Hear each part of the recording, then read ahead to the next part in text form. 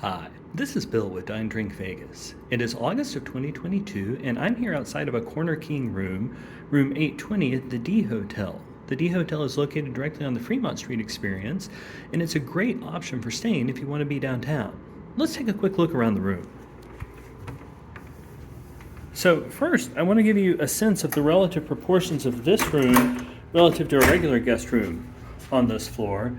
As you can see, my room is quite a bit larger than some of the other ones, and I think it only cost me $5 or $10 extra bucks. Even with the amenities fee for this reservation, I'm still only paying something like $80, so it was great.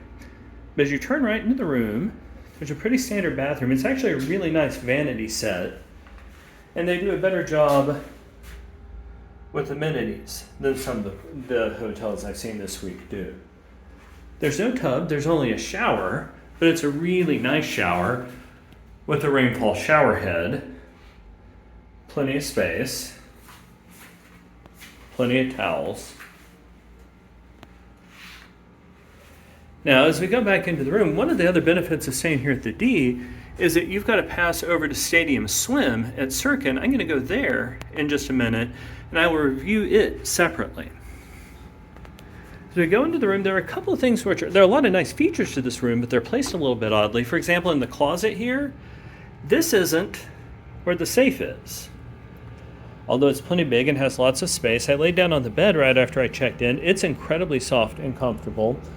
One of the things that I like about this room is that the workspace is good. And this is one of those things I always check out.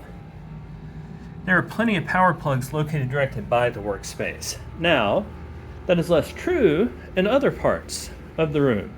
For example, on that side of the bed, there weren't power plugs. Let's go check out this side. You know, there's some that you kind of got to drop back down behind. So the power plug situation here is good, but not great. You obviously have your own air conditioner. It's one of those old units, but frankly, I kind of like those because they keep it cooler. Now, one of the things that you've got to ask about when you're checking in here is, are you on the loud side or the quiet side? And the clerk who checked me in did excellent work. He asked me about that. I said it was fine if I stayed on the loud side. But do know that the loud side here, right next to the Fremont Street Experience, gets really, really loud. So you're going to want to talk with your clerk about that. Like, I can hear the music going now. It's not even 2 in the afternoon, right? When it gets going later on in the evening, it's going to be a lot higher. And it's a great atmosphere if you want to be here at a party, but if you're trying to sleep through the night, that could be a problem. There are some features in this room which probably need a little bit of updating. For example, the couch is kind of torn up in quite a few spots. Like, it's perfectly clean, it's just old. Now, it is a pull-out couch, which would give you another option if you need some additional space. Going back over here, there is no coffee maker in the room, which is a little bit disappointing because a lot of times when I wake up in Vegas, that coffee maker is what saves my life. Coming here, you do have a refrigerator, which it's not a minibar, it's a refrigerator, which is great if you want to store your own drinks, if you've got medicines or anything like that. Now, probably need to do a little bit better job of maintenance on the freezer part there, but still, it's a good option to have. And of course, because it's a first-class hotel, you have your in-room safe, which is a little bit weirdly located here, but that works just fine. The TV is smaller than some, but perfectly functional.